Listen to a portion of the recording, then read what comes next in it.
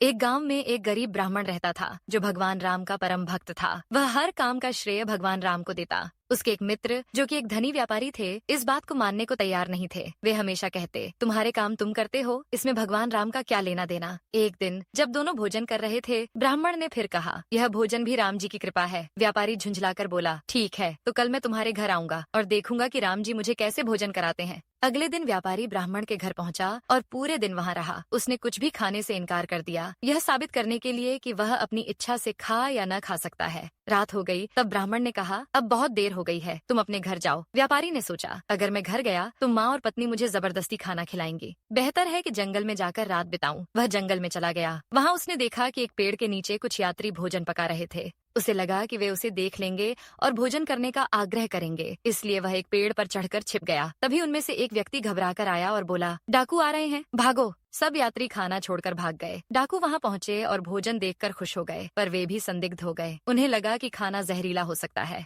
उन्होंने चारों ओर देखा और पेड़ पर व्यापारी को छिपा पाया। डाकुओं ने उसे नीचे उतरने को कहा, पर जब वह नहीं उतरा तो धमकी दी। फिर उन्होंने उससे भोजन का स्वाद चखने को कहा ताकि यह पक्का हो जाए कि खाना जहरीला नहीं है। व्यापारी ने मना किया, लेकिन डाकुओं ने जबरदस्ती उसे भोजन खिलाया। खाना खाने के बाद डाकुओं ने उसे छोड़ दिया। व्यापारी सीधा ब्राह्मण के पास पहुंचा और बोला, मित्र, मुझे अब समझ आ गया कि भगवान राम की कृपा से ही सब होता है। उन्होंने मुझे भोजन कराया। दोस्तों, इस कहानी से हमें यह सीख मिलती है कि भगवान अगर वह हमें कुछ देना चाहते हैं तो हालात वैसे ही बना देंगे। इसलिए भगवान पर विश्वास रखें और हमेशा अच्छे कर्म करते रहें। ऐसी और प्रेरक कहानियों के लिए संस्कार डेली चैनल को सब्सक्राइब करें और इसे अपने दोस्तों और परिवार के साथ शेयर करें, क्योंकि संस्कार ही बनाएंगे समझदार।